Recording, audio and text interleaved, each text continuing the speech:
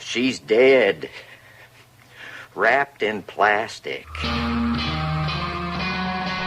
Welcome to the Twin Peaks Podcast.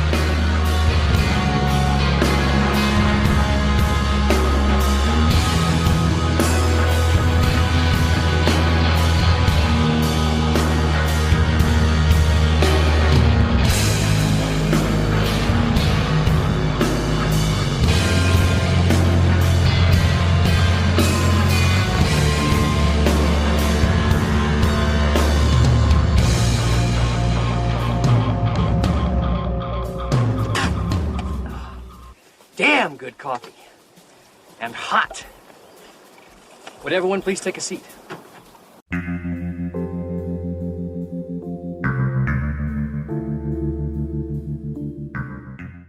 Welcome everyone to the Twin Peaks Podcast. I'm Matt. I'm Mel. I'm Little Stabby. And I'm Caitlin. And I'm Harold. Yes, and our guest is Harold. Yay! Welcome, Harold. Yay! Thank you. It's my first time on. I was going to say that. I was like, it feels like you've been on before, but it's probably a different podcast. Yeah, I was on Briscoe. Yeah, same thing with Will that happened last week. I was like, I'm sure Will's been on this before. And we have your feedback all the time, so it basically feels like, you're a part of this show now. Yeah, you guys were the first fan podcast I ever listened to. Was whenever I got my first iPhone, probably in 2009 or something. I don't know. A long time ago. Yep, that is a long time ago. Yeah. And it's all culminating here. So, why don't you tell us how you get into Twin Peaks originally? I remember that day, the day the show first aired. I got up in the morning, I read the Sunday paper, and there was a story in the art section that David Lynch had a series, which I thought was going to be a mini-series, that day, which led to a frantic run around and to all my friends to find out who had a VCR. Because I was just out of college. I had some hand-me-down VCR first generation that didn't record it. It was just good for playing movies. I had plans to go out that night with someone who was coming in from out of town, and luckily I found someone who recorded it, because I was a big fan of Blue Velvet. Nice. So from day one. Cool. So That's what do you awesome. think of this new season compared to the old ones so far? I like it. I did not expect it to be the same thing as the original series. So it seems like you had expectations, from listening to the podcast. And it really feels a little bit more like that Mulholland Drive pilot. Yeah. I think. But I generally avoid spoilers, but I've seen on the internet that they were shooting a lot of scenes all over the country, and you just had a sense, from you would get a sense like Sherilyn Fenn did not seem like she was overly happy with how much screen time she was getting or whatever. So you got a sense that it was not going to be the same show. Yeah. It's going to have elements of the original show, and it's going to have that. It may eventually. It's called The Return, but so eventually you'll probably get there, but. I'm just delighted that there's anything, because a few years ago when the Missing Pieces were out, I was on the Red Room podcast, and they were asking, go around the table, does anyone think this will ever come back? And I was convinced there's no way it'll ever come back. I was thinking, like that Bob Dylan song, David Lynch is an artist, he doesn't look back, and he's just not going to ever come back to this thing. It's ancient history. So I was stunned that these two guys were probably working at the same time that they were putting together the Missing Pieces. They were probably working on the script. Yeah, it definitely seemed like that at the time. Like he didn't want to come back to any art, but yeah, here he is, and here we are. All right, so let's get into episode 6, which is called. I haven't been mentioning the names of the episodes, but this one's called "Don't Die." That's always good advice. Yeah, don't die, eh? So we pick up exactly where we left off, where Windswept by Johnny Jewel is playing, which seems to be Dougie's theme now, and he's just staring at that statue still. I love that it's a continuation from the credits of last episode. I just I enjoyed it. It made me laugh, yeah. I don't know about you guys. Did you guys like it? I wouldn't want to miss a minute with Dougie. I think we did miss at least like 1 or 2 minutes in there, so sadly enough we did. Deleted scenes. Yeah. Oh, yes! It was just the one scene where he noticed that his coat sleeve was bugging him. We missed that scene. Oh, yeah. Because we come in and he's trying to get his coat off. Well, the security guard says it's been 30 minutes since I told you no loitering, so... Oh, right, yeah. So 30 minutes of cutscenes. A whole new episode. Whew. That'll be a webisode, yeah. So yeah, he's like trapped in his coat. And the guard gets enough info from him to somehow get him home, which I'm like, this isn't your job to take this guy home. Like, who's going to guard the place while you're gone? Mm. Yeah, well, I don't think he was trapped in his coat. I think he was having some sort of memory of what happened to Dougie when he was in the Red Room. Oh? Where his hand shrunk. You remember that? Yeah. But that wasn't him. I know, that's what it was kind of weird about. But it seemed like he was having some sort of sensation about that. Could be. His arm was tingly. Yeah. Yeah. Well, once again, it's the left arm. It was that. Mm-hmm. He's very interested in the shiny badge, so that's another thing that we're hoping will snap him out of it, but it doesn't. Yeah, and then we get back to his house, and Janie was worried about him. She completely forgot to pick him up. Do these people not call each other or nothing? Like, I don't think he'd pick up if he even had a phone. I don't know. You just drop off your husband, you kind of like, will you need to be picked up? You don't have your car. No.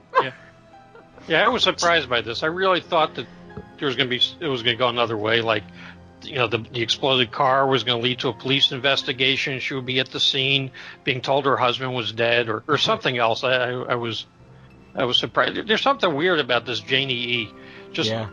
I mean, she's inconsistent. Sometimes she acts like we don't have any money to pay these guys, and I guess I'm getting ahead of myself. But she's upset about Jade, and then she gives him a kiss. Yeah, that was weird. Yeah. Mm-hmm. So I have questions about her. I guess I'll wait. Yeah. But she mentions that he's like they mention he's disoriented. He seems disoriented, and then she's like, "That's like on a good day." He seems disoriented. Yeah, and they also mentioned a doctor. Yeah, I'm like, good. They're finally gonna take him to the doctor. Yeah. Yeah. But I mean, goddamn time. Like he's disoriented on a good day, and he's having one of his episodes and stuff. But the original Dougie that we saw was not this dumb. I'm wondering. Do you think that she's under some sort of spell, or is she and the son manufactured as well? That's what I'm wondering, how real they are. But yeah, especially the son, since I didn't think he was ever going to speak. He finally did. Yeah. Aww. But yeah, she never lets him answer either. I know we've mentioned that before, but Dougie, I'm sorry, I forgot about your car. Where's your car? Have you eaten? Let him answer. He's not going to answer. He can only repeat. But it's just filling the silence with talking and I don't know. They get an envelope as well, and then she makes him the crunchiest sandwich I've ever seen. Well, they did have a bag of Miss Vicky's chips there. I think they put chips in their sandwich. You think? Oh, maybe. In good style. Yeah, I think so. It's kind of cute, Cooper eating the bag of chips. It is. Have you guys been noticing it all the product placements in this? Yeah, I noticed there was Heinz ketchup later with the little Stabby. Was there? Yes. Yeah, there's a lot of Jeeps. Yeah. Oh. Yeah. Yeah, a lot of Dell and Apple. Yeah, I saw a lot of Apple. Yeah. So she sends him upstairs to tuck in Sonny Jim. She has to, coax him upstairs. Yell at him till he finds his way. And then he sits with Sonny Jim, and what did you guys think of this scene? Where he's sitting on the bed? It seems like Dougie had a pretty good relationship with Sonny Jim. Yeah. What are you basing it on? Well, I don't know. Sonny Jim always just seems pretty happy to see him and wants him to stay with him so he falls asleep. Yeah. the chip that he offered him, I thought that was first of all, it was a nice moment, I guess, Coop learning to share. But then after that, I was like, it was bugging me. I was like, there's a chip on your bed. Do something about that. Yeah, get that chip off of that bed. Put it back in the bag. It's Pavlov's chip.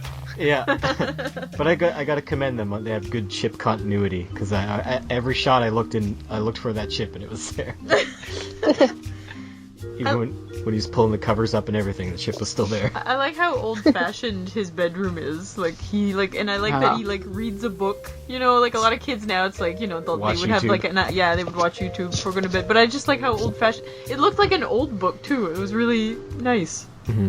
Well, there is that theory that's on the internet that Dougie is taking place, like, in 2003. Yeah. So I'm always looking for signs to kind of date it. I'm just not really seeing anything definitive. Yeah. Has anyone in a Dougie scene used a cell phone? And if so, what did that cell phone do? They have, but it kind of looks like from behind. You only see it from behind, so it could be like some old BlackBerry. Like there's a scene in the elevator when Dougie's going up with the coffee, and there's a lady on her phone in the previous episode. Yeah. And it looks like it might be some a BlackBerry, but it's hard to tell. Yeah, in the previous episode, the nervous lady. Yeah, I think that's a BlackBerry. Yeah, that could be. But that would just lead me to believe, like, if this is 2003, like, where would he have been from 2003 to 2016 or 17? Like, where would Coop have gone? Hey, there's lots of Dougie scenes, guys. Wait for those Blu-ray deleted scenes. years worth of Dougie. Oh yeah, he plays with the clap light. I'm just picturing this now, like Lord of the Rings, like special features. Yeah. Oh yeah. Oh Lord. And then Janie opens up that envelope and starts yelling at him. Brings him back down. I didn't like that she yelled in front of the kid. I was like, you could have went upstairs and be like, I need to speak to you. Can you come downstairs? Let's go. But I guess that would have drugged the scene way out. We don't need more. She was seething with rage. I know. I don't know, like... I mean, reasonably so. Yeah. But she actually, visibly shook with rage, and I wasn't sure if that was good acting or bad acting. I couldn't tell. She just took that big breath, and she's like...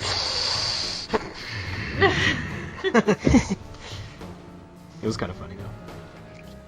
I really like the little hearts that appear in Dougie's eyes when she mentions Jade. Oh, right. Yeah. Jade. Oh. Aww. She gave me 2 rides. Oh my goodness. The blackmailers call, and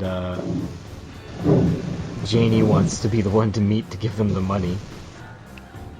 I was very surprised. Obviously she's the only fit one in it. Yeah. I thought that was extremely dangerous. But she didn't seem to, be worried about it at all. No. So I don't know if she knows who these guys are and whether or not they're, super dangerous. I don't know. And she mentioned that she wanted to meet them at 12:30. Oh. Yeah, that was... Yeah. Oh. I don't like that. That's not allowed. Maybe she changed her mind halfway through saying it. She's like, oh wait, I got a hair appointment. 12:30. quarter after supper, guys. Breakfast o'clock.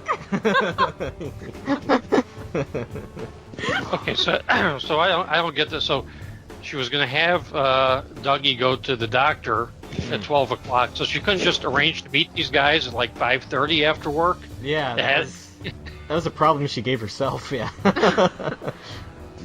True. I guess she didn't want to push them too far. I mean, they might have said no. Maybe she just really didn't want to bring Dougie to the doctor. Yeah. Or maybe once again she just forgot about him. Probably. After this, we cut to this iconic streetlight shot.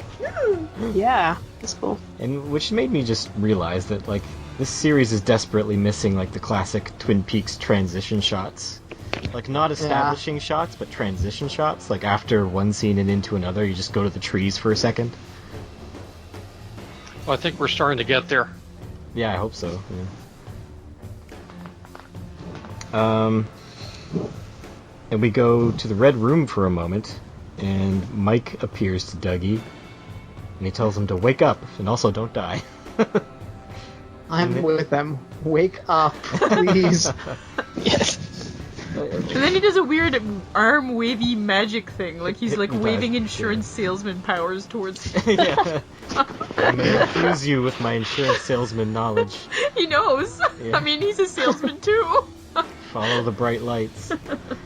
Yeah, we get an extended scene of Dougie just doodling. You fast forwarded through it the second time. The second time I was like, I'm pretty sure it was about 4 of these, and there's like... Oh, I was going through trying to figure out what he was, what he was trying to point out But yeah. on there. I think I figured it out too. But Oh, really? Do tell. well, he's connecting the dots. If you see, these are reports by Tom Sizemore's character Anthony Sinclair. Yeah. So he's like connecting dots, and he's drawing like these steps and a ladder, like it's going up higher. And he's connecting to the detectives on some of these cases. So there's some sort of fraud going on that involves the police, and he's crossing out parts of words. So there's one that said like notice, and it becomes no ice. It's like a broken glass or something. And he's like, he's basically painting some sort of picture of some sort of insurance fraud that involves different people who are connected. Yeah, I figured something like that was happening, but I couldn't get it myself. I was just like, It's not worth watching him Yeah. draw on paper for 5 minutes. Yeah, exactly. I was like, they'll just tell me next episode. Like, why should I try to figure it out? Well, we already know. Like, you already called Tom Sizemore a liar, and so we get that scene. So it's already pretty clear what's going to happen. It's just we don't know the specifics. Yeah, Yeah. you get the idea. Yeah. But I mean, if you can figure out this puzzle, good for you. I don't like puzzles. I never have. That's what the freeze frame is invented for. Yeah. Then we get Albert in a car talking to Gordon. Sounds like Gordon's drinking and hanging out with women, as he likes to do, it seems. Ugh. Well, Albert, There's probably a deleted scene of that too. yeah. Yeah, and then he goes in the bar, and what do you guys think of this? I don't want it. I still don't want it. You don't want it, like, period, or you just don't want it after seeing what Diane looks like?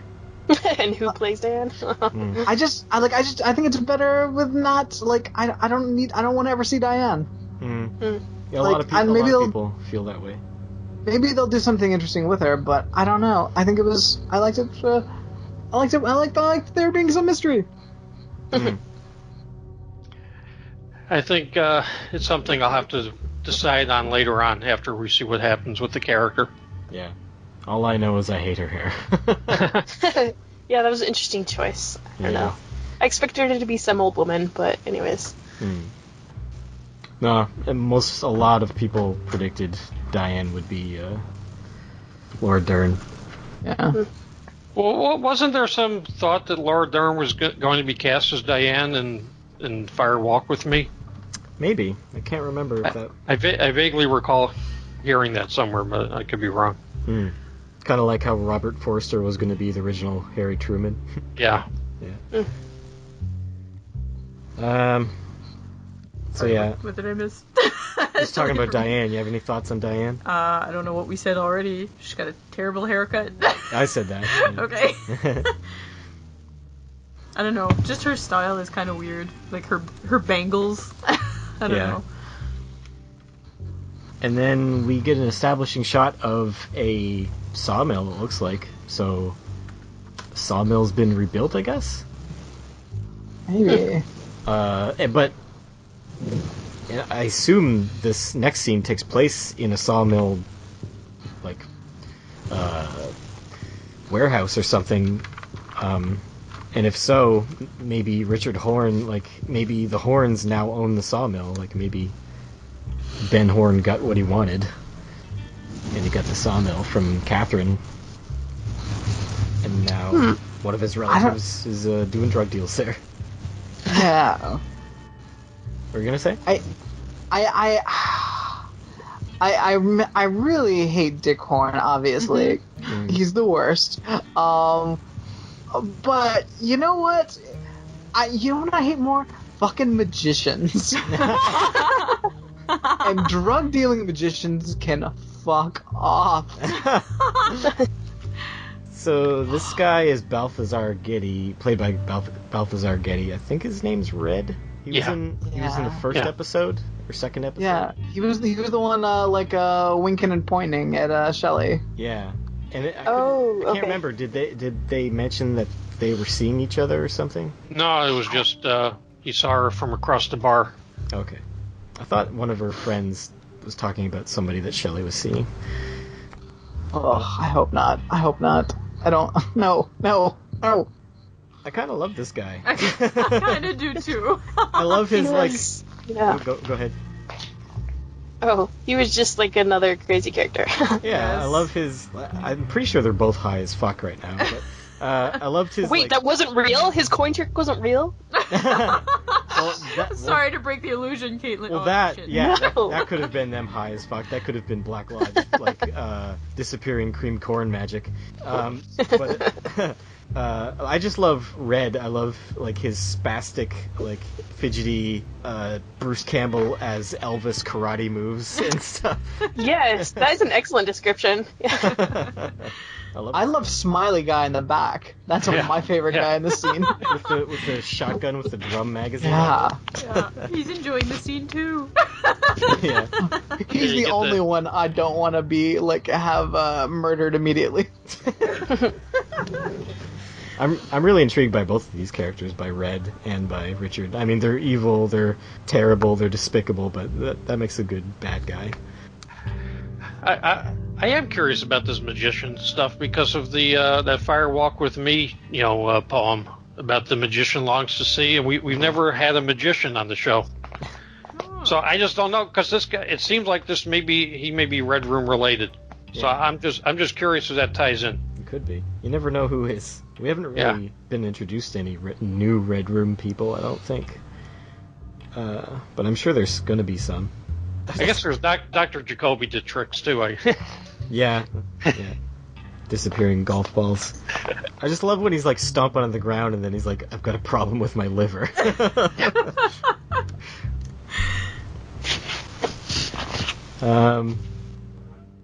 So Richard doesn't like being called a kid at all. He really. That's too bad for you. That's too bad for you because you are acting like a giant kid right now. Yeah, in the previous episode he was super scary, and in this one he's kind of not. I love, but that is. I feel like that is kind of like David Lynch to ruin a character for you, like so fast. Well, maybe it's just that like when he was at the Roadhouse surrounded by like civilians, he's like, oh, I'm such a tough guy. But now that he's in the presence of fellow criminals and high on coke, he's he's no. Now he's the smoking baby. Yeah. Smoking fucking baby. Anything else on that scene? Nope. Okay. Afterwards, he's raging in the car, and he starts speeding. And then we cut to the new Fat Trout trailer park. New and improved. It looks slightly It looks cleaner. better. It looks better. I don't know. So apparently the Fat Trout trailer park has moved from Deer Meadow to Twin Peaks, and Carl Rod has come with it. Yay. Were you glad to see Carl Rod again? I was so happy. I mean, Harry Dean Stanton is the best. Yeah. Just thank you, Harry Dean Stanton, turning this episode around for me. He always seems like he just I don't know, he just hates life so much. Well, he enjoys a nice coffee in the park. Yeah, but like the rest of watching. the time, he's just friggin' bitter. You just got to get him out of that trailer park, and then then he gets his mood improves. Get out of that trailer park, get a cup of Good Morning America, and you're solid. Yeah. He heads into town with some guy named Mickey, who seems to be either he's an Army veteran or his wife Linda is. And Linda, along with Richard, is one of the two names that the Giant told Cooper about in the first episode. Oh, I forgot about that. Richard and Linda. We don't know if these two are connected at all, Richard and Linda. Or if there's two Richards and two Lindas. Yeah, which could be very well true. Oh, man, always. Yeah. Yeah. Linda is getting an electric wheelchair from the government. And Harry Dean Stanton has smoked every day for 75 years, and I feel That's like insane. that's just David Lynch bragging about himself. Healthy as a horse. Some people can do that, and it's totally not fair. Damn genetics. Yeah. Yeah, but they definitely smell like cigarettes, though. There's no getting around that. True. They're definitely disgusting anyways. Yeah. Then we go to the double R again, and this time we actually see Heidi, like, prominently. She's talking. We hear her prominently. Yeah. Still got that same giggle. This little chipmunk giggle. She's talking to Miriam about all the horrible food that she eats. Miriam? Okay, listen. Okay, a drug dealing magician's pretty bad. Miriam might be up there with him, though. Why is that?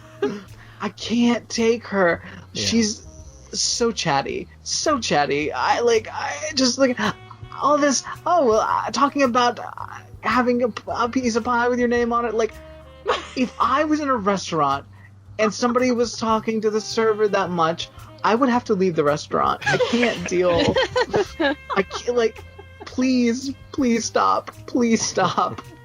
Small talk is one thing, but this is next level. She's just really lonely.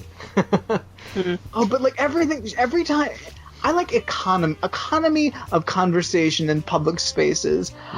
She like goes times 10 for everything. When she leaves the tip, she's like, I'm gonna leave this tip. This is for the both of you. As opposed to... You sound like you should be in Deer Meadow. I can't. Oh, she's so... That's a wrong town. So chatty. Well, Dick Horn might try and take her out soon. Yeah, I think so. You should teach classes on how to, the art of small talking, or better yet, the art of not small talking. The art of avoiding small talk. Efficiency. That's all I'm asking for. Like, listen, if you're a chatty person, fine. But that's 20%. 20% of Miriam. At most. That's all I'm allowing.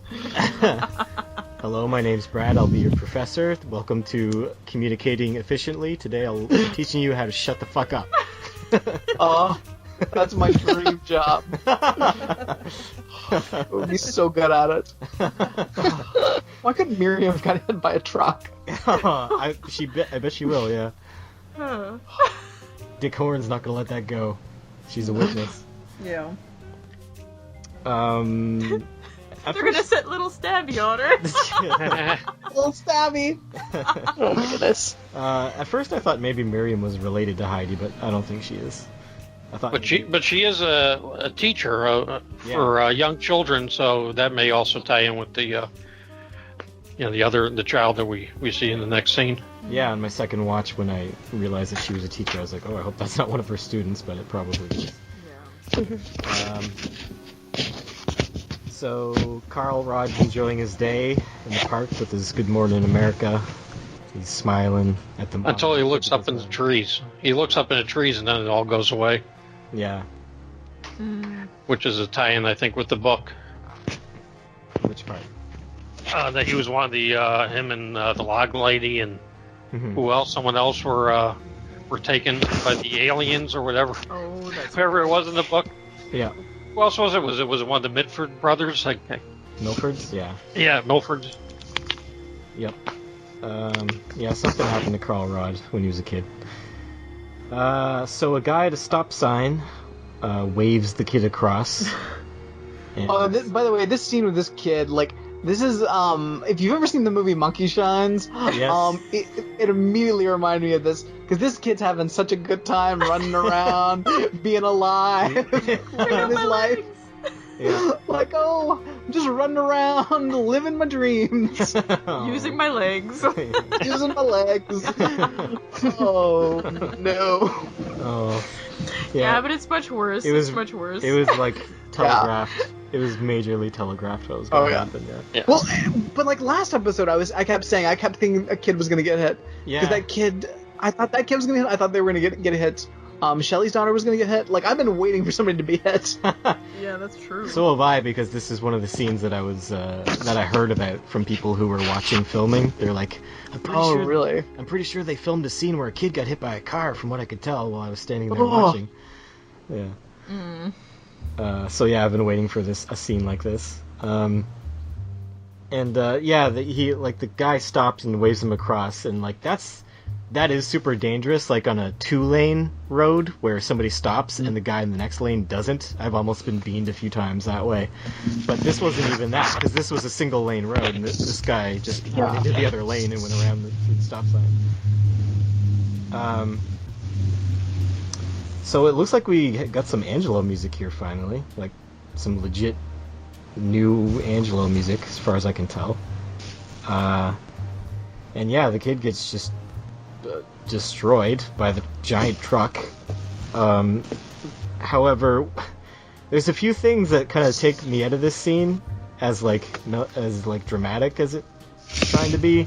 All the looky-loos, all the extras, a lot of them aren't acting particularly horrifired. The cartoon tire tracks on the kids' pants and shirts. Yes. And then when Carl Rod sees his soul, I guess, fly up, it looks like a cartoon cloud of flatulence. What do you guys think about this scene? Like, how did it make you guys, like, I guess, feel? I don't know. I mean, the whole, the long setup of it, and then the kid getting hit is harsh. Yeah. But yeah, those extras and that tire tread, killed me. I was like, what? Hold up. It took too long to develop. You just saw it coming. It worked a little better when I watched it a second time. It just didn't seem as long. I don't know why, but yeah, and there's something about the way he set up. It was that same type of David Lynch thing where he has all the actors standing side by side that he did a few times in the original Twin Peaks, but it just seemed awkward and it just wasn't right. Yeah, and nobody's rushing to see if there's something they can do, it's not like they're just standing there except Carl Rod, who goes over to comfort the mother. I don't at each other. I don't know. I was thinking you saw cream corn float up into the electricity, and so you're like, "Oh, I have a connection now with you." I don't know. I don't know. That would have been a pretty shocking situation. I think a lot of people just were generally in shock. I mean, there's no way the kid survived. I don't think these background actors sold it. Yeah. Well, just especially the guy that let them pass. His face palm, oh jeez. Did it again. But it was I guess I should have looked to see if a car was coming before I waved them on. Well, plus two, I don't know if you guys noticed, but the mother pushed the kid forward, and I was like, really? Don't you hold your child's hand as you're crossing the street? This kid is too young to be crossing. You go first, make sure it's safe. Yeah, stop playing your little game of weird 2-foot tag in the middle of the street. That's not okay. That's when you stop playing games. I agree with all of that, but it was a school zone. Dick was probably going 5 times the speed limit. I agree. Oh, he's clearly a monster, no doubt. It's just a combination of bad choices all converging, This is the same street corner from the Fire Walk With Me scene at Moe's Motors when Laura and Leland are at the stop sign and Mike pulls around in his RV and starts yelling at them. So yeah, I had problems with the scene, but I also thought parts of it were, I don't know. It was kind of shocking. It was shocking. It was kind of sweet the way Carl Rod held that lady, despite maybe it held on them too long, just them staring at each other. But Well, I mean, for me, with all respect to Mr. Stabby, I think this was the centerpiece of the episode.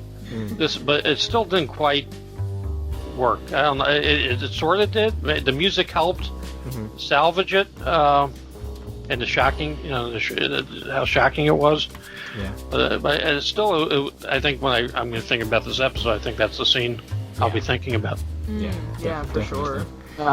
We also get the shot of the telephone pole from Fire Walk with Me, which... Number 6. Which, I mean, that telephone pole has also moved from Deer Meadow to Twin Peaks, I guess. It's evolved. Yeah.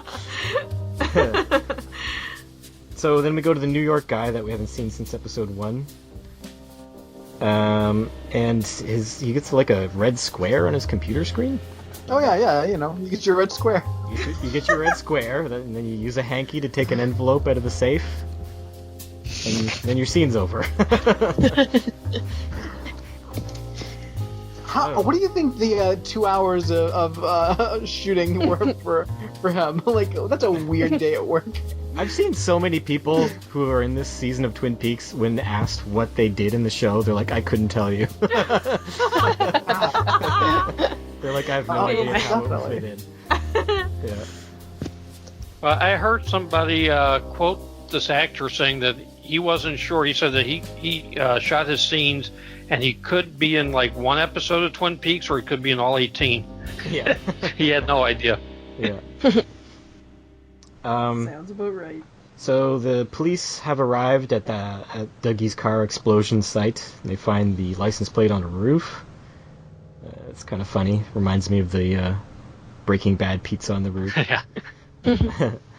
And why did it take them a full day to finally get out to this scene? Yeah, I don't know. That's just weird.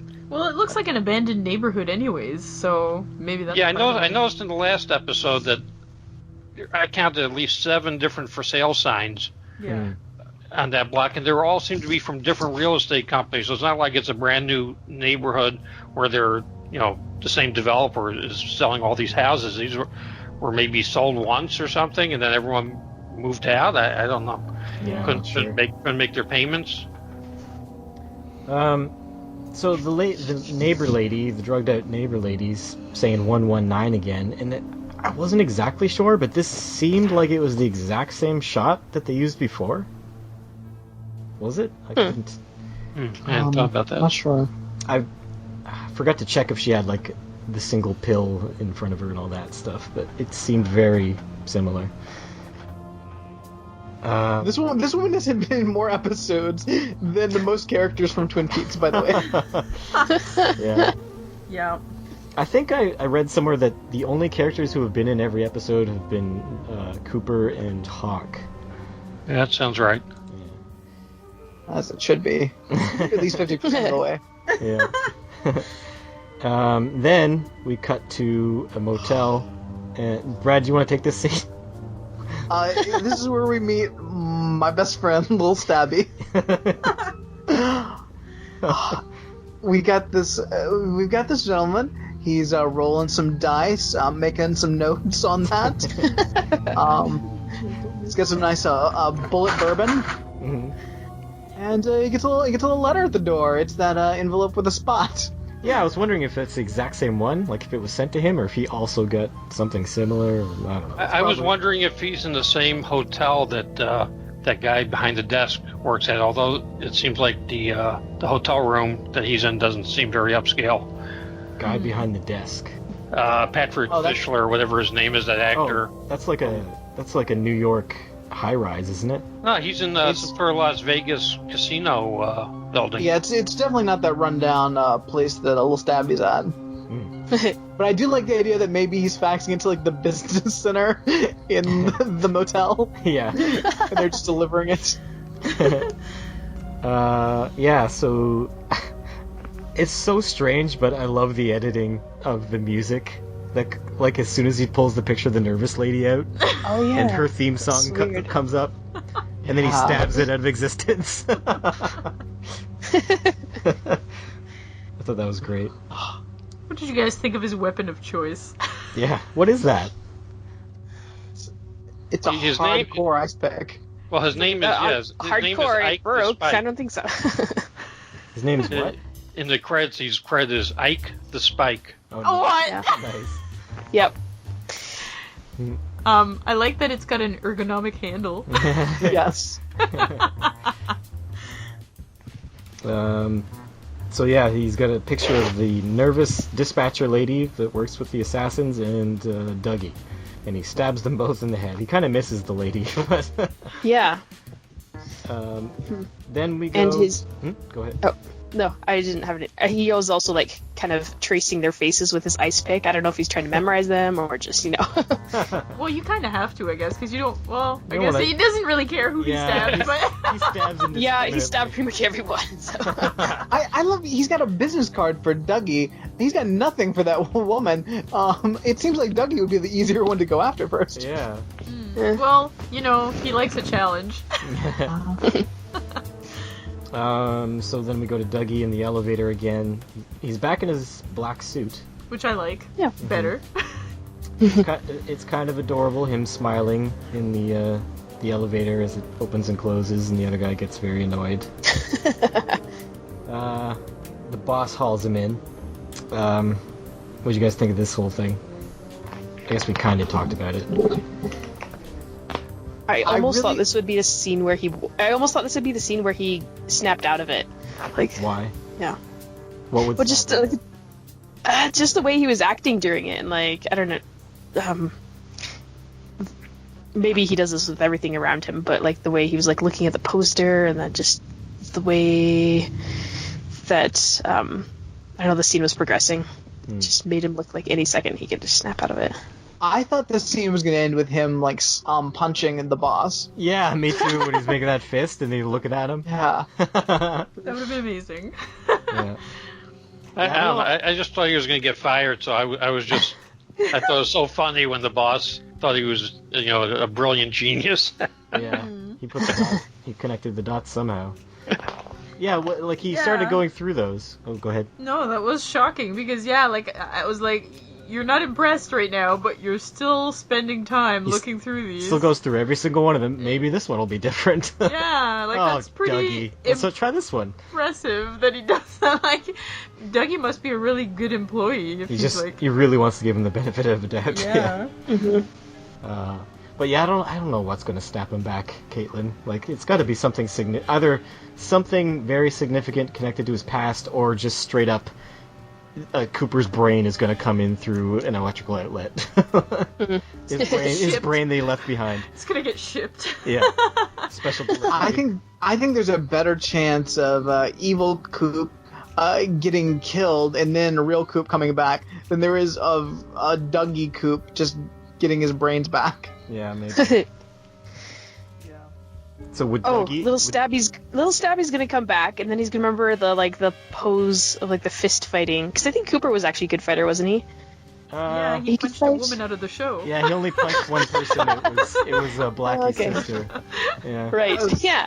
Anyways, when he fights little Stabby's gonna stab him, and then he'll punch him. Anyways. I like this plan. I do want to see Dougie defending himself. But I'm very scared that Lil Stabby versus Dougie Coop is just gonna be like a wacky comedy scene where Dougie just like happens to like walk the right way and Stabby falls down a manhole or something. it's gonna And be your that. problem with this is what? Well, my problem is Lil Stabby gets hurt, and I love that. Little Stabby deserves better. Spin off. Yeah. I think there's a good chance that Janie E will just take care of little Stabby before he Yeah. even gets Maybe, near yeah. Cooper. Totally would. She'll pull a gun out of his purse and shoot him in the head. Yeah, she would. So, yeah, what are the odds that little Stabby's just going to come into the Lucky 7 office next episode and murder everyone? Because that's what that he would did. be so great. That's what he does in the next scene. He just walks right into the office of this lady and murders everyone. And we never Sizemore truly versus uncover. Stabby. Yeah. And we never get any closure, which I expect with the whole insurance fraud thing, so. It just Yeah. leaves it hanging. Yeah. Do you got any notes there, Mel?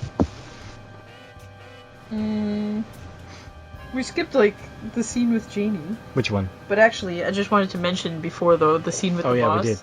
The scene with the boss. I feel like, Brad, this is how you should shake hands with people from now on. Oh yeah. Turn away. Pretty good way to go. you make like you're gonna do it, and then you turn around. Yeah. Yeah, I think that's my new game. I thought you would do that. Yeah.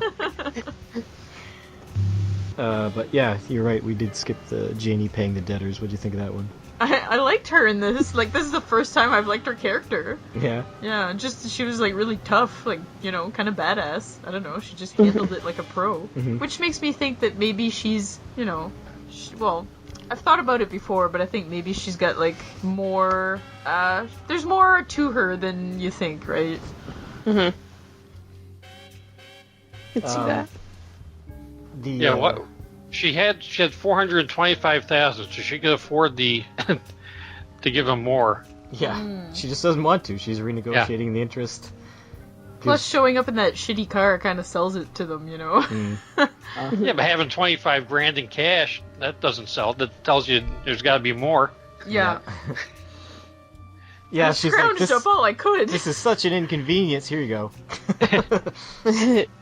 Here's a roll of money that looks like a toilet paper roll. Jeremy Davies is terrifying looking, by the way. Is he the left guy or the right guy? The guy with the big hair. Yeah, the big hair with the mustache. Okay, yeah. I only know him from Lost and from Saving Private Ryan. He's unjustified, and he's doing the same thing with his hair. He kind of gets crazier and crazier every season. It looks like a My Name is Earl haircut, kind of. Yeah. We forgot to mention that little Stabby bends his stabber. Yeah, which is convenient because now he has to. Yeah, he has to wait until Amazon sends him a new stabber, so he can't go after Dougie. Okay, yeah, we're there now. We're there. He's stabbing people in the office. But just to go back to Janie for a second. So at this point, this means that there were two separate people that are after Dougie now, because I just always assumed that these people he owed money to were the same people that he were trying to kill him for the Vegas people with the car bomb and all that. Who knows? So no, it seems like there were the hitmen who were hired by, I guess, Evil Coop or whatever, or the guy or Buenos Aires, so David Bowie or whoever, and then you had these people that, Dougie was obviously a gambler and other stuff, so there's at least two people who are after sets of who are after Dougie. Plus, then you had the car thieves who were after his car. Mm-hmm. So, what'd you have for the scene of little Stabby in the office, Brad? I just love that, like, he just comes in and he's just running. He just comes in ready to go, gleefully running. Oh, it's like it's the happiest day of his life. He's just I'm here to stab people. Like, oh, it's so good. Like, I just love how gleefully stabby he is. Yeah, and he once he stabs somebody, he mixes it up real good too.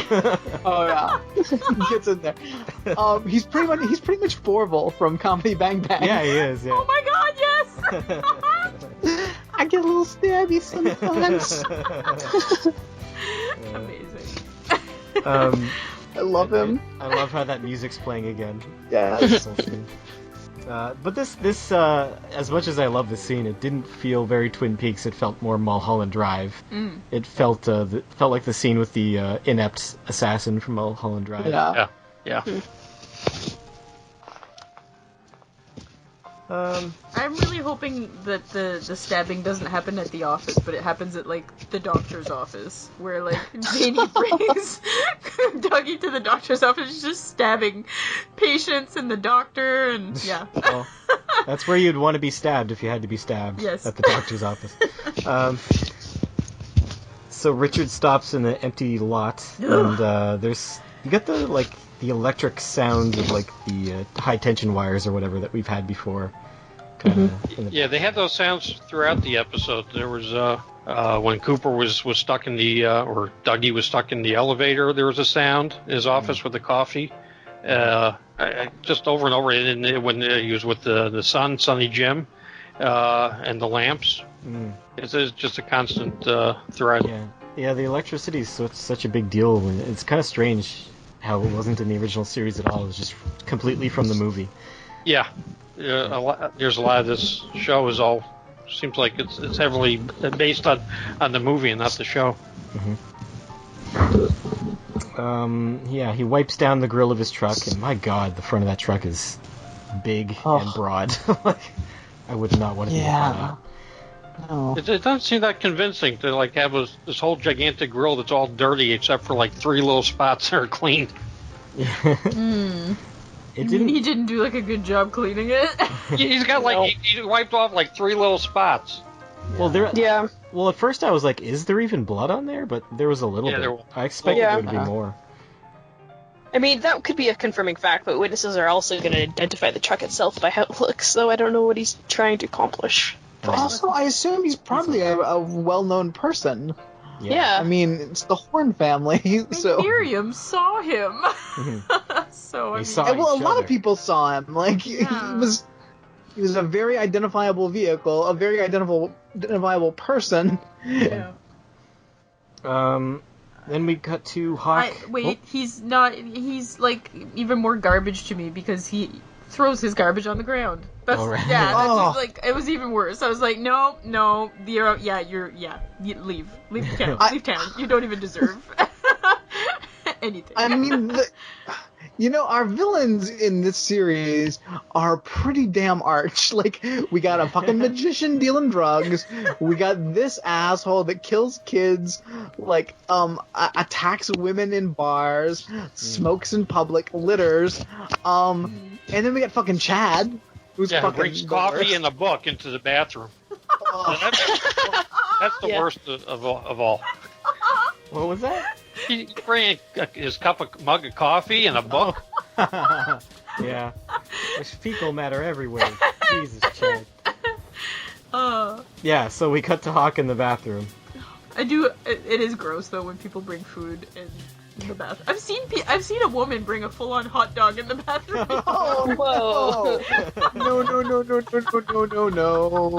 No. Mind you, it was wrapped in plastic, but still. Nope, not allowed.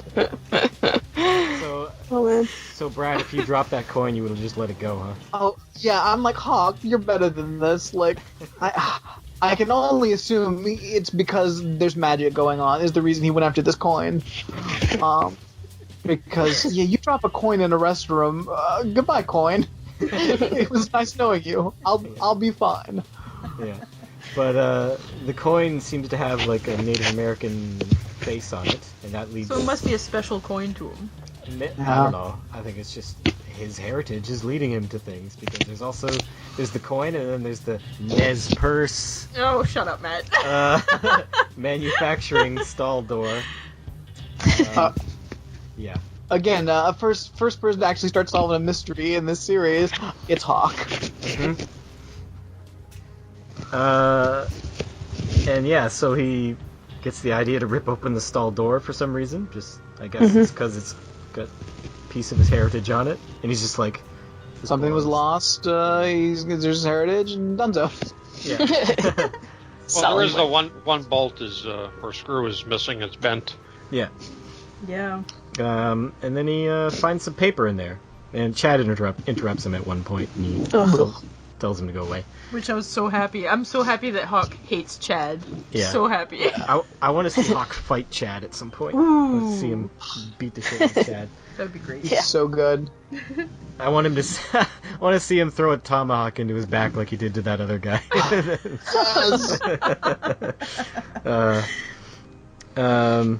So yeah, what do you think that paper is, and why is it in the stall? Some of those diary pages. Yeah, it's got to be that Laura Palmer diary page. It says Coops, the good Coop is in the red room. Don't you think? That's what people keep saying, but it didn't look like a ripped out piece of paper to me. It doesn't. It looks like it's ripped at the top. Yeah, and I believe it's on yellow paper, not white, like her diary. Well, it's been 25 years in there. Yeah, well, I think it was uniformly yellow, though. I don't think it was, like, splotched yellow. But, I mean, maybe it is her diary. But, I mean, if it is, who would have put it in there? I don't know. I think that may be the stall that the one-armed man used in the series at one point. But... They never renovated. Yeah, but even if it is her diary and it's the pages that say, like Andy told her to write down, like the good Coop is trapped in the lodge and can't leave, that information is not correct anymore. Like he left. Yeah, but he left his shoes. It's a clue. But the only thing I guess they could get from that is that maybe the Coop that they've found isn't the real Coop. I don't know. We'll see. We'll see what happens. Truman's wife comes in again. What do you guys think of this? I feel like they're trying to turn Doris into the... Yeah. She is a little bit mentally unstable, like Nadine. But we find out why.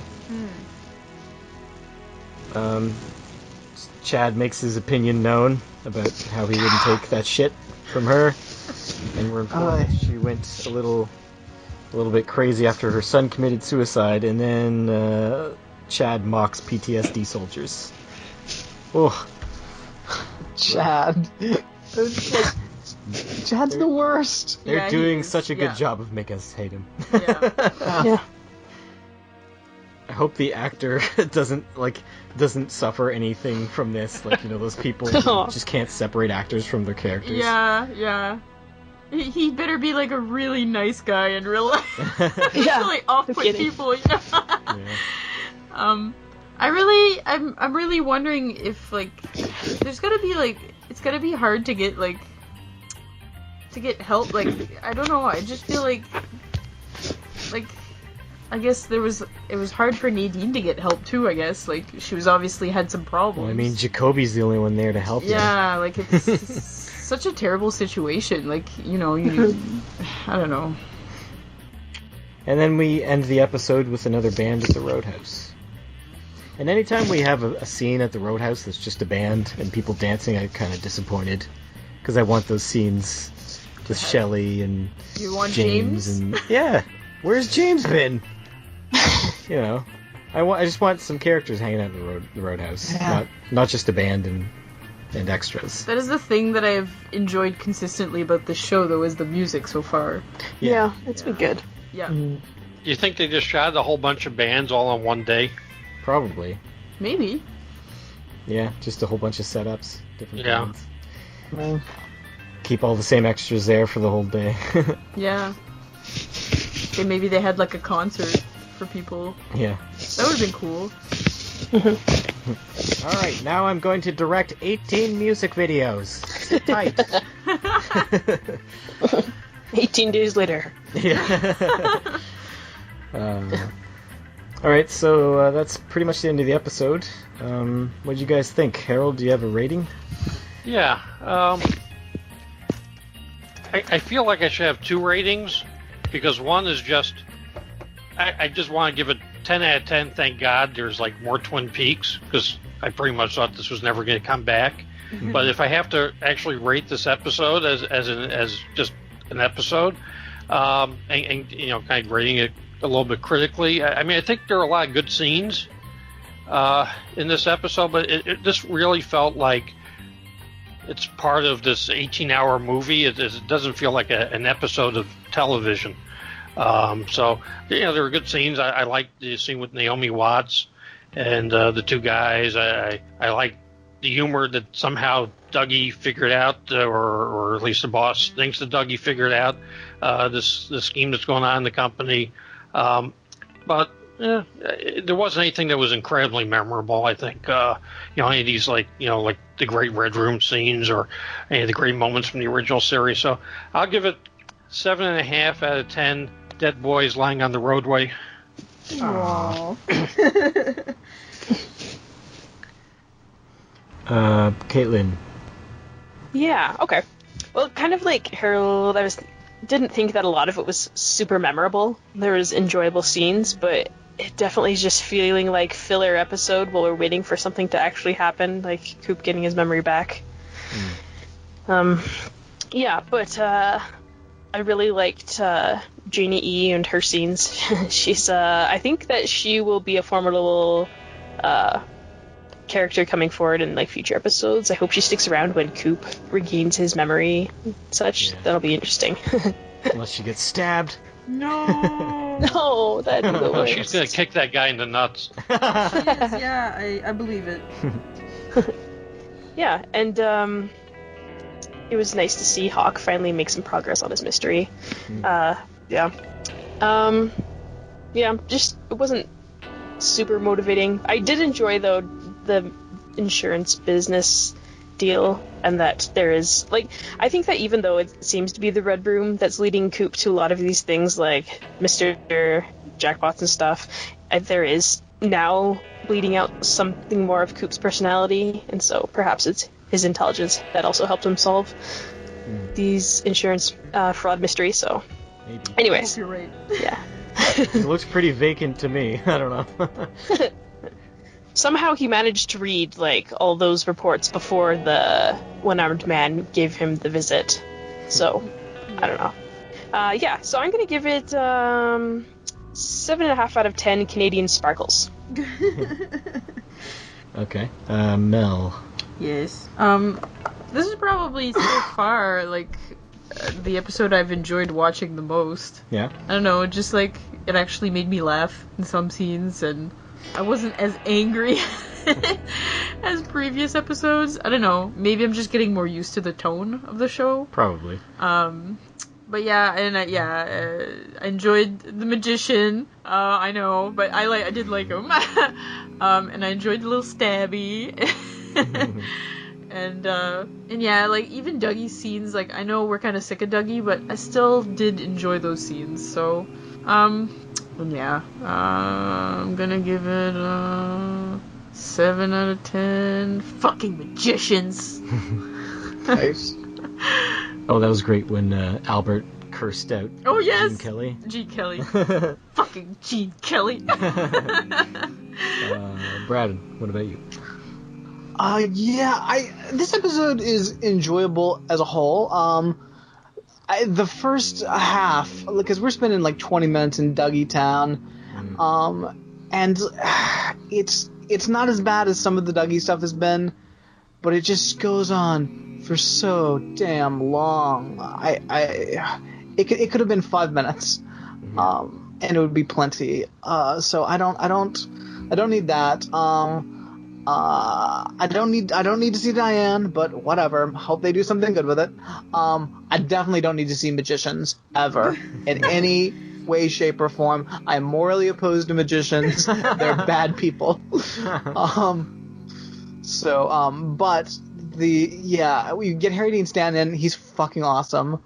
All that's great. All that lead up till the kid getting hit is really good. Like, I love that whole bit. And I fucking love little Stabby, because he's a little Stabby, and he's the best. But I don't know. Overall, I don't know. The first half is just such a slog. It's like halfway through before we get to Harry Dean Stanton, and I'm back in for this episode. Yeah. But it's still pretty good. But that first half is not. I'll go 6 out of 10 little Stabbies. All right. I agree with everything everyone said. I'm getting tired of Dougie still, although he was a little endearing in this episode. But yeah, I didn't need to see him doodle on 4 or 5 different files. Like 2 would have been enough. I would have got the idea. I also didn't need to see his boss go through that, nearly all of the files. Figuring it out. Yeah. But besides that, I love this new guy, Red. I love him. I don't care if he's a magician or not. I just love his physical presence. And I love Carl Rod. And I love Little Stabby, of course. And I like the hit and run scene, despite some of the problems I had with it. And I like Hawk doing stuff. So I'll give it... I think it's tied with last week's episode. I'll give it 8 out of 10 bent stabbers. Aww, so sad. Poor little Stabby. Yeah. Okay. So does anyone need to go before we transition into feedback, or are you good? I'm okay. Good. Okay. All right. So But just before we get, just listen to everyone, you got to feel that with all these things that are happening in Twin Peaks, that has to mean that Cooper is going to end up in Twin Peaks sooner rather than later. Because you wouldn't be setting up Red and Richard Horn and Chad and all this stuff going on, and then have Dougie just wandering around for another 10 episodes. That's what you think. Yeah. Remember, we're on episode 6, so we're a third of the way through this show. Yeah. I gotta say, I love the mayor in the original series. I love Senior Drool Cup. And Del Midler is one of my all-time favorites. But I'm really getting sick and tired of Dougie. And I was fine up until this episode, but it's starting to get to the point. But I think that episode 7 is going to be a changer. I just feel like it's a third of the way through, and something's going to happen. I would love optimism. I would love Dougie if they even kept the same storyline. It's just we had maybe 1/3 of the Dougie scenes.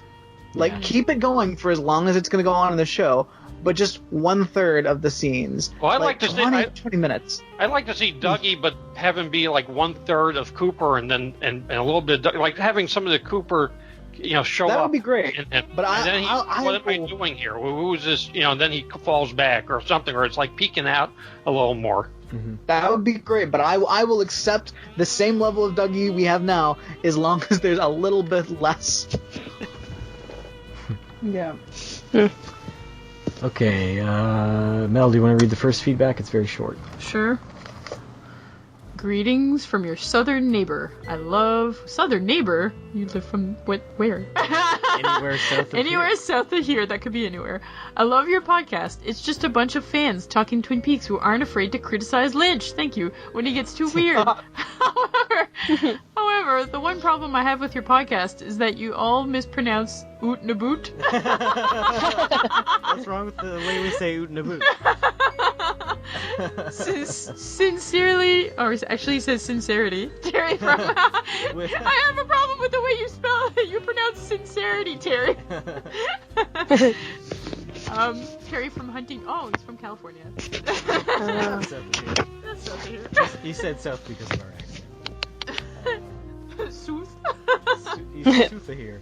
I listening back to myself, I'm very conscious of the way I say out. Or I really try to get the U sound in there. Out. There's nobody more conscious than me speaking because I'm French, so I feel like I really have to. I can still tell that I say it different than my American friends. Yeah. But I could go full Canadian. We could say Oot Naboot. But I never have. I never have either. But we know people who do. Do you, Caitlin? I've never heard. I don't think so. Yeah. No, I don't think so. I don't even know how to. I feel like it's just very specific small regions of Canada that talk like this. Yeah. Yeah. And Canada's a big place. Yeah. Yep.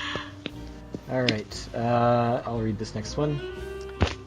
I sent some feedback via email after the Parts 1 and 2 podcast episode. I'm not sure if you read all the feedback on your show, but I wanted to make sure you guys saw this in case it disappeared in the ether when I tried to send it. Oh, never mind. I should have just started here. Hello, Twin Peaks podcast. I'm a relatively new fan of Twin Peaks, as I watched it for the first time starting in February 2016. Since then, I've purchased the Blu-ray box, the one with less special features that's not called The Entire Mystery, unfortunately, and have rewatched the show and movie with my wife. On my second watch through, I listened to your podcast as well as a few other Twin Peaks podcasts, since I'm fortunate enough to work somewhere where I can listen to such things as I work. I'm the type of fan who watches Twin Peaks for the serious stuff, and I tend to take stuff I watch pretty seriously, so listening to your podcast has helped me to lighten up a bit and find the humor and cheesiness in my viewing experience. Yay! If it weren't for Fire Walk with Me and the questions it raised for me about the nature of evil and Leland's motivations, I don't know if I would have rewatched the series, but I'm glad I did, so I could re-experience it vicariously through Brad and Caitlin. Aw. Yay. As for the new series, your opinions were fairly similar to my wife's. Some of her comments throughout the first 4 parts were of the following variety. I hate this show. None of this makes any sense. I'm going to have nightmares. Nothing is happening. As for me, I don't think I could be happier with how the new series has turned out. I didn't know if I liked the first 2 parts per se, but I was fully along for the ride to wherever Lynch and Frost wanted to take me, and I love the darker tone. I tend to love shows where creators mess with their fans, so this was right up my alley. My favorite show was a 1995 anime called Neon Genesis Evangelion, which similarly had a posthumous movie that seemed to mock the show's fans, and is also currently in a resurgence, albeit with a series of movies instead of television. That challenges preconceived notions, so I was happy as a clam when the first 2 parts turned out like they did. My Facebook status as the new Twin Peaks started was, I hope it's horrible, and I wasn't disappointed. Take that for what you will. That's fine. As for parts 3 and 4, they contain some of my favorite moments of television of all time. Dougie Jones Cooper is probably the best TV character since Steve Brule, and Gordon Cole's line, "Change your hearts or die," is possibly the best line in all of Twin Peaks. I personally liked. There they are, Albert, Faces of Stone. I hope parts 3 and 4 satisfied some of your Twin Peaks longings, and I apologize for any sadistic glee I may have felt in your bemusement and disappointment with the series thus far, as you all have been fans longer than I have and had more built-up anticipation. Keep up the good work, Michael D. I don't mind that you're sadistically enjoying our disappointment. I don't care. Yeah. I'm glad that you enjoy something, you know? Indeed. Here's a very short one from Jason K. Baker. Mel, do you want to read it? Sure. And this is almost like a conversation between Frost and Lynch. Frost. Hey Dave, why don't we take away the best character and make everyone yell all the time? Lynch. Bingo! And let's kill a kid. Thanks, Jason. Thanks, Jason. Alright. Does anyone want to volunteer to read this one? Sure. I think it's from Ben. Hi guys, 4 exclamation points. It's Ben, and I'm loading this with extra exclamation points. So, well, many exclamation points. Really wanted to get this feedback in today, but if it's a little off, that's because I should be paying attention to a conference call at work while I write this. Okay, first things first. You don't play tag with your kids in an intersection. Yeah. 2 exclamation points. I hate to victim blame, but that's some shit parenting right there. Truth. That scene floored me and my wife, and she about made me pause to go hug our kids while they slept. Oh my god. Oh. I really enjoyed this episode, apart from the horrible display of parenting, many exclamation points. It's hard to pinpoint what I liked so much. Maybe I'm just getting into the groove of the show more. Whatever the case, this has been my favorite episode so far. Naomi Watts was great this episode. She laid into those 2 thugs, and it was great. It was awesome that she just left Dougie's ass at work, though. She seems to know more about what's happening with Dougie than I would have guessed. I'm starting to get worried for little Sonny Jim Jones. I don't want him to lose his dad, but at the same time, I want to see Coop come back. Well, maybe they'll just go play tag in the streets, and we won't have to worry about him. Oh. He's going to push Cooper into the street.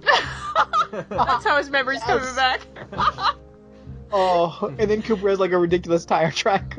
The best. Yeah. Well, I could keep going, but I should probably go back to work. Thanks for everything you guys do. The podcast is great, and the Facebook group is also a good place to connect with like-minded fans, i.e. not jerks. i.e. points. Oh, by the way, speaking of the Facebook group, guys, every week apparently when a new episode comes out, we get hit by the spam bots. Again, make sure you don't click any sketchy links to websites. Those aren't people posting links to places you can see it. No. That's spam from bots that are trying to infect your computer. Yeah, and I was trying to delete a bunch of those from my phone, and the way you delete stuff from your phone on Facebook is you, like, click on the post and hold it for a sec, and then you can pick delete. But, yeah, I let go too early and accidentally clicked on it, so my phone's okay. It should be fine. I try to take care of them, but yeah, it's hard to do on the phone. You have to kind of get onto the website on the computer. So if I don't get them down, I'm pretty good at taking them down. But yeah, don't click on those. Yeah, trying my best not to let those people in, but some of them slip through somehow. I don't know. Yeah, they're good at it. Yep. Mm-hmm. All right. Caitlin, do you want to read one? Sure. It's very short. Okie doke.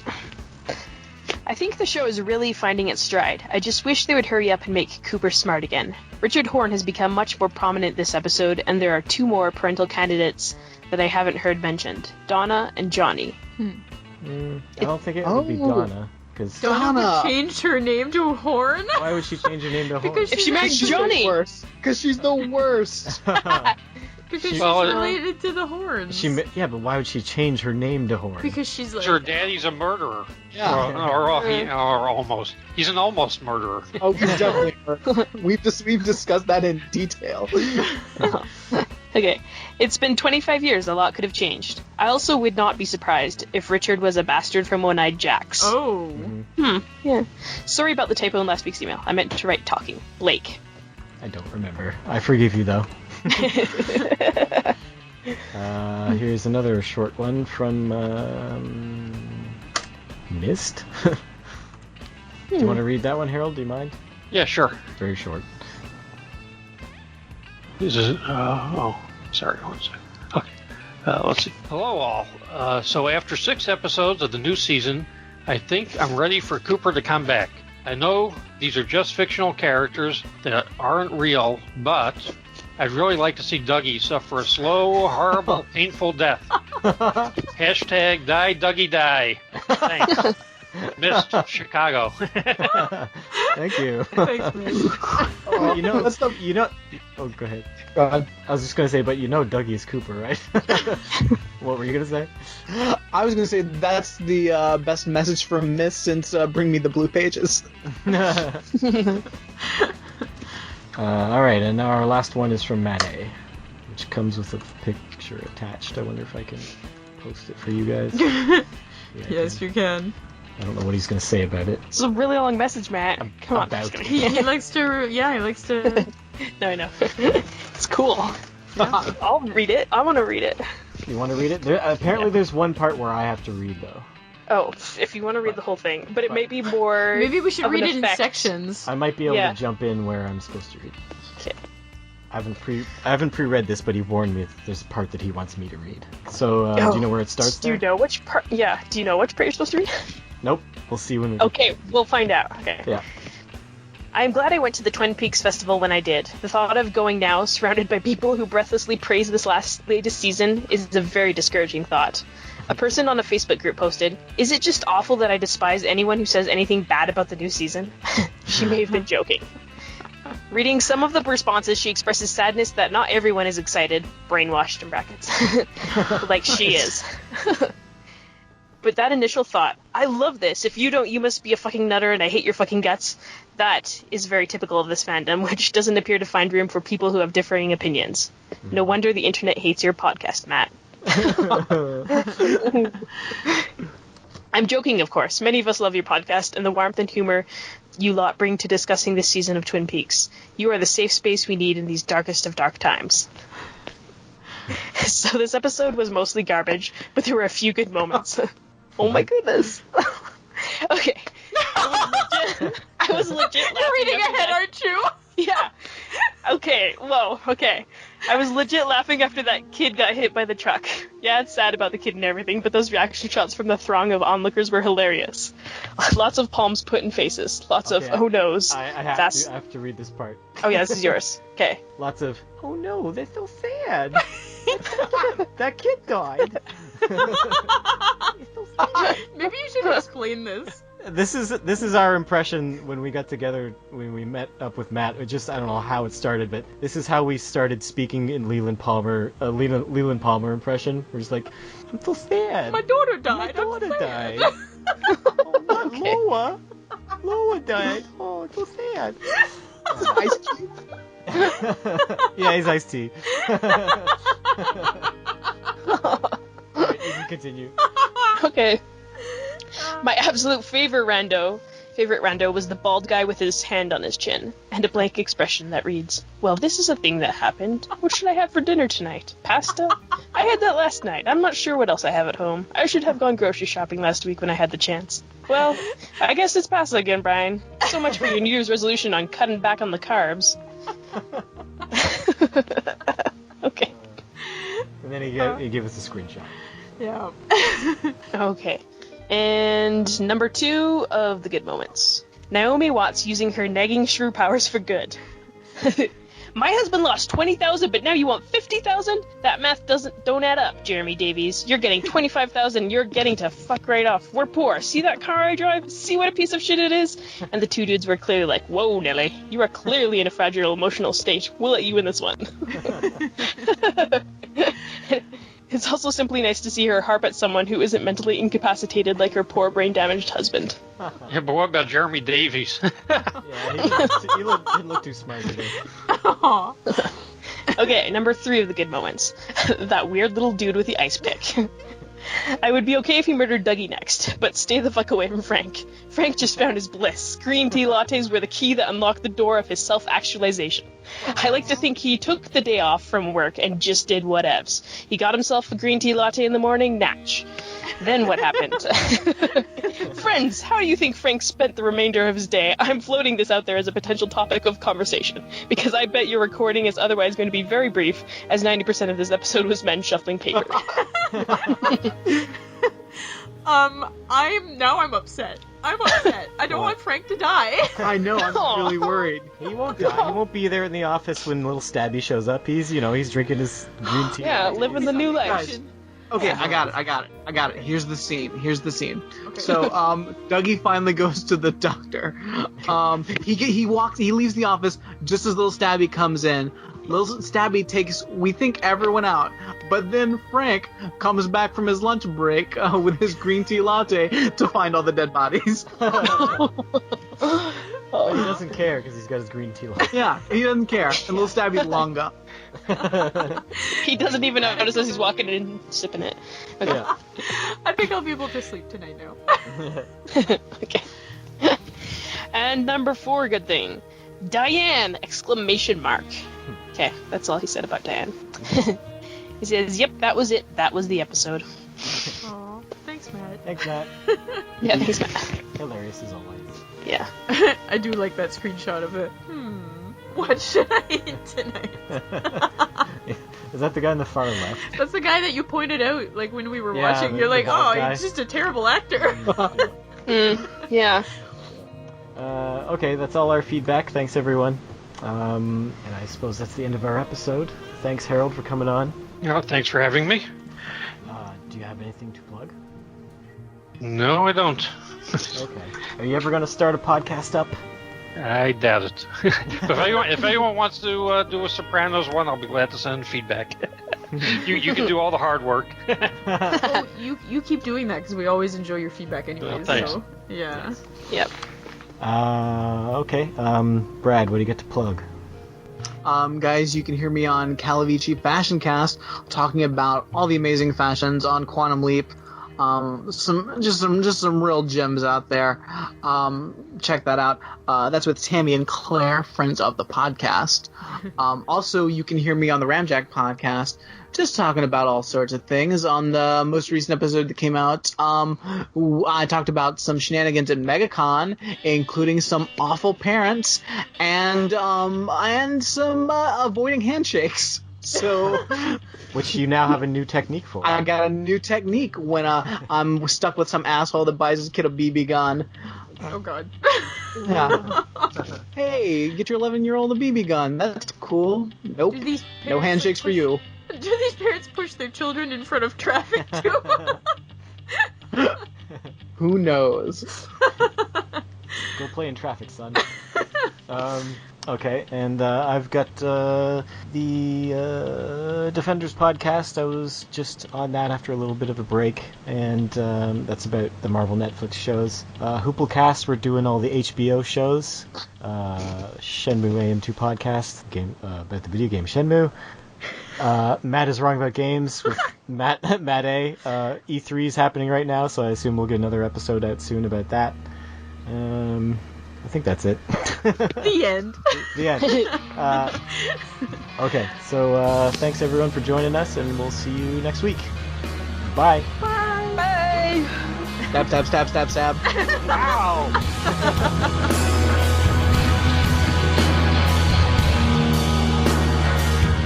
Thanks for listening. Check us out on twitter.com/TwinPeaksCast. Search for the Twin Peaks Podcast group on Facebook, and visit us on twinpeakspodcast.blogspot.com. Email your feedback to twinpeakspodcast@gmail.com. And I see